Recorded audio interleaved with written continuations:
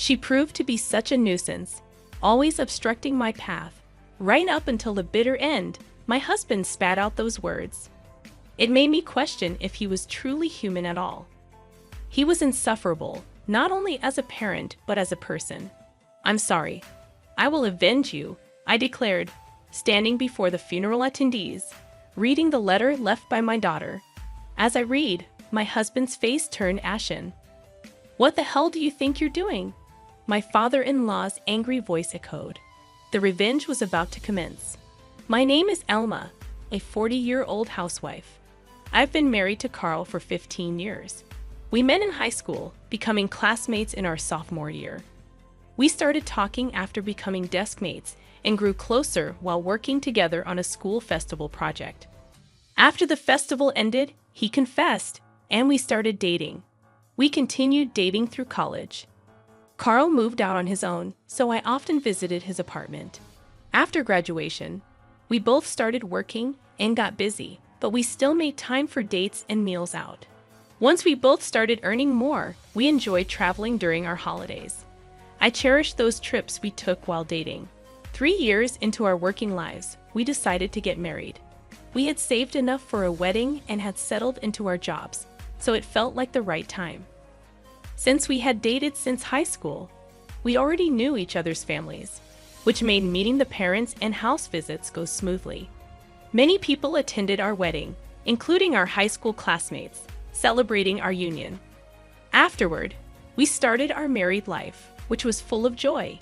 Even though we'd been together for over 8 years since high school, we felt fresh and excited in our married life.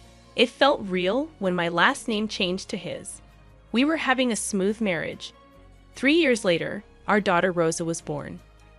"Wow, she looks like an angel, so cute," Carl exclaimed, holding our newborn daughter. "I'll work my butt off to protect our family," he declared. "Thank you, be our rock," I replied. "You can count on me," he assured confidently. With a new member to protect, my husband seemed larger than life and very reliable. After giving birth, I worked part-time in his company.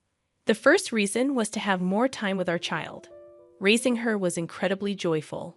Every little milestone, like crawling or walking, was a moment of excitement, and I took countless photos and videos, like any proud parent. When I told Carl, he'd say, "I wish I could have seen that," with a tinge of regret. We spent blissful days playing with our daughter on his days off. As Rosa grew, she became conversational. We loved taking her to different places and letting her have various experiences. We were excited about thinking of her future dreams and the path she would take. But everything changed when Rosa was in the 3rd grade.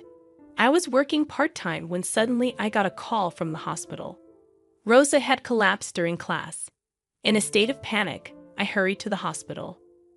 My husband left work early to join me, and together we listened to the doctor's solemn words. That's when the shocking truth hit us like a tidal wave. Our daughter had a rare disease. Depending on the treatment, she probably had about a year to live, the doctor explained. My mind went blank. My daughter was burdened with an incurable illness.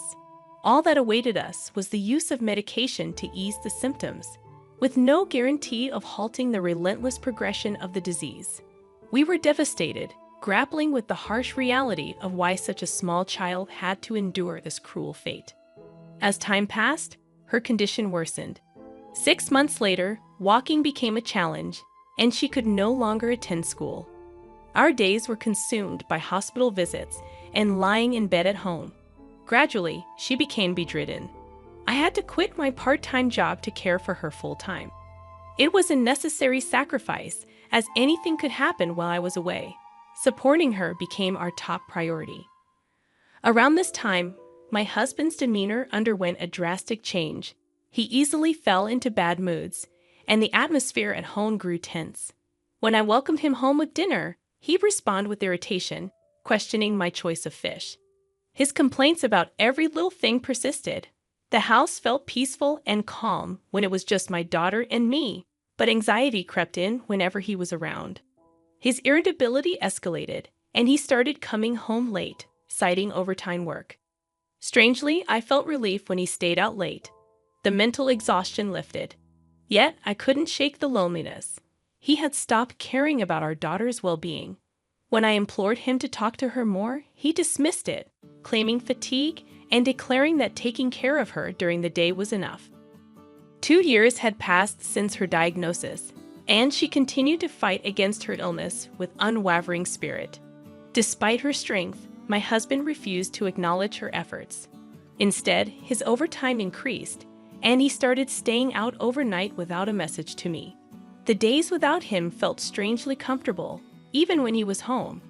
Our interactions were minimal, and he seemed to sense the tension, avoiding unnecessary conversations. Strangely, my daughter, in the midst of her struggle, noticed the growing distance between us. "Did you and Dad fall out?" she asked one day. "You hardly ever talk when you're together, right?" "Most of the time." I could hear voices, and it sounded like they were arguing. "I'm sorry. I didn't mean to worry you, but it's okay. We're not on bad terms, really." "Yes, true. Dad's just really busy with work, so when he's home, he's resting. That's why I don't talk to him much so he can get some rest." I reassured our daughter. "Oh, I see," she responded, a little relieved but still seeming sad that her dad wasn't talking to her much. "Did Dad start to dislike me after I got sick?" she asked with a hint of worry. "That's not true at all. A parent can't hate their child. Like I said, he's just busy with work. Don't worry, he doesn't hate you, okay?" I comforted her. After putting our daughter to bed and leaving her room, I sighed. Why am I causing her to worry like this? She's in a life or death situation, and I'm troubling her with this. Gathering my courage, I spoke to my husband when he came home. "Hey, Rosa is feeling lonely. She's wondering if you started to dislike her after she got sick," I admitted. My husband, who had been listening reluctantly, seemed surprised that our daughter would say such a thing and finally looked at me. "Yes, she did. So please, even if it's just a little, talk to her. She's lived past the life expectancy she was given, so it wouldn't be strange if we lost her anytime. Let's make sure neither of you has any regrets, okay?" I pleaded. "I got it," he said begrudgingly and in a low voice. The next day, being Sunday, I deliberately created time for just my husband and daughter to be together. I went out to the store for a couple of hours. When I returned home, I asked him, "Did you get to talk to Rosa?" He replied, "Yeah, we talked about various things." I was glad if it was for our daughter's sake, but then my husband started to get ready to go out. "Are you going somewhere?" I inquired. "Yeah, I'm going out to eat with a friend. Why don't we all have dinner together as a family?" I suggested. I've been invited, so I can't say no. I've done my part by talking to Rosa. It's time for you to let me go." Saying that, he left the house, leaving me puzzled. What does he mean by "let me go"? I felt like nothing had been resolved. Maybe my husband was just going through the motions out of obligation. At that moment, I decided to stop expecting anything from him. It was enough if I cherished our daughter. That's what I thought. I focused more on making conversation with her. Then, one day, my husband came home in a bad mood. "Hey, get dinner ready quickly," he demanded. I had stopped trying to say anything to my husband, so I prepared dinner, put it in front of him, and was about to go to our daughter's room when he stopped me. "Hey, pack a week's worth of clothes in the duffel bag. I've got a business trip. Make sure you pack all the essentials, like the razor too." After saying that, he went to take a bath without even clearing his dishes. Why do I have to do this? But surely if the bag wasn't packed by the time he got out of the bath, he would get pretty mad, and if he raised his voice, it would worry our daughter. If she woke up, I sighed and went into his room to pack the clothes into the duffel bag. Well, it's a relief. He'll be gone on a business trip for a week. With him gone, I can relax. I packed the bag and left it in his room. The next morning, my husband left without thanking me or saying anything. That annoyed me, but I decided to let myself do as I pleased.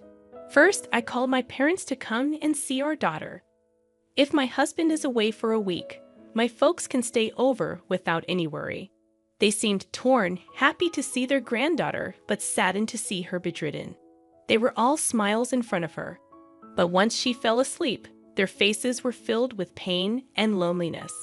"It really is unfair of God," they said. "Why couldn't it be an old-timer like me instead of a good kid like Rosa?" My parents stayed until the very last minute before my husband was due back.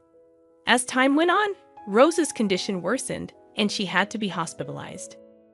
I was gripped with fear that the inevitable might be near. I visited her in the hospital every day, but my husband never came. Instead, when he returned home early, he sent angry messages on WhatsApp, upset about dinner not being ready.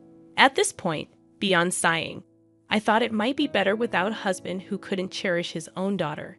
However, his work, painful as it was to admit, allowed me these moments with her. Not only my parents but also my in-laws came to visit her often at the hospital. Rosa always seemed happy when someone came to see her. We even celebrated her 12th birthday in the hospital room, where the nurses prepared a cake, and we all celebrated together. But about a month after her birthday, Rosa's condition worsened, and she passed away. I was devastated, breaking down in tears. The reality shattered my emotions. My parents tried to comfort me, but they ended up crying with me. Still, we had to see Rosa off properly. Together with my parents, I arranged and prepared for the funeral. There were things I had to do, all for Rosa. I managed to hold back my tears and proceed with the funeral arrangements. We arrived at the funeral parlor early before the other mourners. My husband, irritable about having to get up early after coming back from his business trip the day before, was infuriating. He hadn't been reachable when Rosa passed away, and he had the gall to say, "I was on a business trip. Even if you had contacted me, I could have made it back." He tried to light a cigarette in frustration. "Go to the smoking area, please," I said sharply. Tutting, he looked irritated. After I called him out, standing by the coffin on his way to smoke, he said something awful to our sleeping daughter. "You were such a pain, always in my way, right to the end." My husband spat out these cruel words as if they were nothing. Is he really human? He was the worst, not just as a parent, but as a person. I was rendered speechless by the horrible things he said. I couldn't move from the spot until my husband walked towards the smoking area. When I came to, I went straight to the coffin. "I'm sorry. I will take revenge in your place," I told my daughter, steeling myself with determination. I could never forgive him. Then the funeral began. Unbelievably, my husband, who had just said such terrible things, pretended to cry in front of the relatives, saying Rosa's name as tears streamed down his face.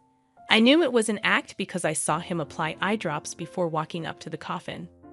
The relatives, not knowing any better, misunderstood and started crying too. Unforgivable. I would reveal his true nature no matter what. As the funeral was drawing to a close, it was time to read the letter left by my daughter. "What? There's a letter?" My husband was clearly surprised, not having known about it. "Yes, there is. I have to properly convey the words she left behind to everyone." I stood before the funeral attendees and began to read my daughter's letter aloud at the microphone. The letter was mostly words of gratitude to me for the care I had given her. With each word I read, tears came and I choked up. The relatives also started to cry along. But as I got to the part about my husband, I took a deep breath. "To Dad," I read, as the tears naturally stopped.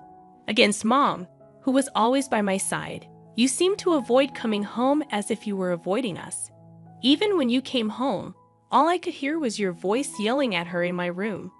Dad used to make time to play with me when I was little, taking me on drives to all sorts of places.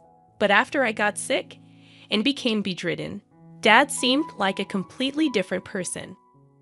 Mom always pretended to be strong in front of me, but I could tell she was really struggling with how Dad was behaving.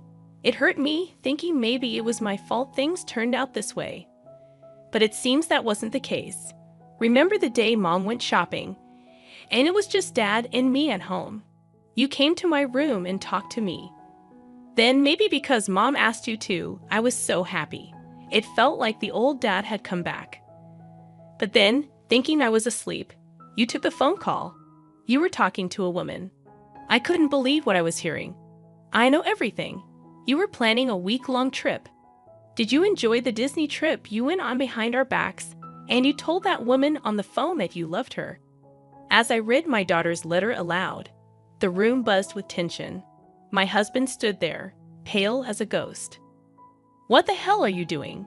My father-in-law's angry voice boomed. The revenge had begun. My husband just stood there, speechless, stuttering. My father-in-law grabbed him by the collar and yelled, "You fool!" before striking him across the face. My husband, staggering, denied the affair, saying, "It's not what it looks like. There must be some mistake." What's the mistake? Rosa would never lie, but I haven't had an affair. My husband stuck to his denials, holding the microphone. I've already caught you. Stop with the futile resistance. Yes, I had seen my daughter's letter beforehand and hired a private investigator. I had gathered plenty of evidence of my husband's affair. I showed the photo on my smartphone to everyone at the funeral. All the relatives attending glared at my husband. How could you go on an affair trip when your own child's life was hanging by a thread? You're finished as a human being. I didn't raise you to be such a terrible adult. Mom, Dad, you're no son of ours anymore. We disown you. My husband just collapsed on the spot, trying to escape the pain. I didn't want to face the reality that my daughter had become like that. What are you even saying? That's no excuse for having an affair.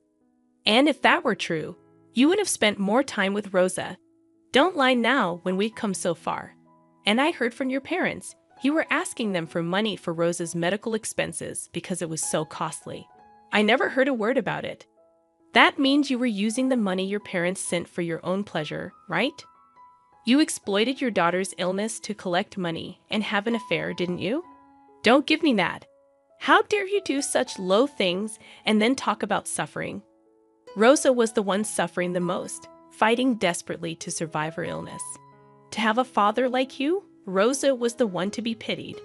You're not wanted at this funeral. Get out of here right now. I shouted at my husband with all my might. He fell on his butt, let out a small yelp, and then hurriedly ran away from the place. After that, I reset and continued with my daughter's funeral.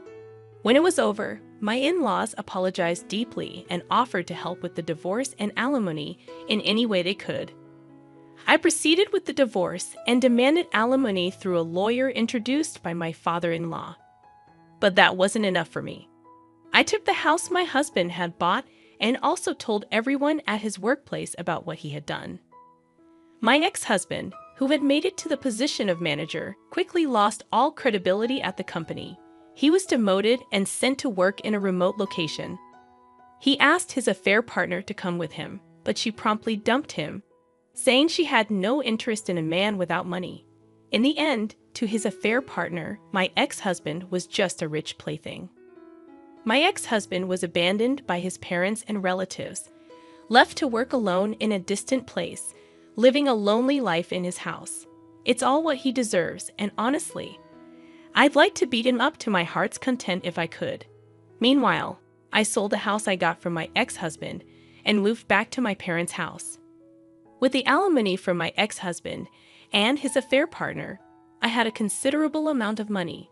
I didn't feel like working for a while after my daughter passed away, but gradually, I started to think more positively and began working part-time at a cafe near my parents' house.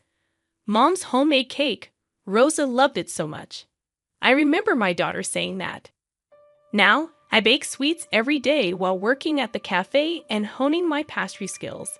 I hope to one day serve my own creations on the menu, and just like how my daughter was happy eating my cake, I want to see someone else smiling while eating my cake.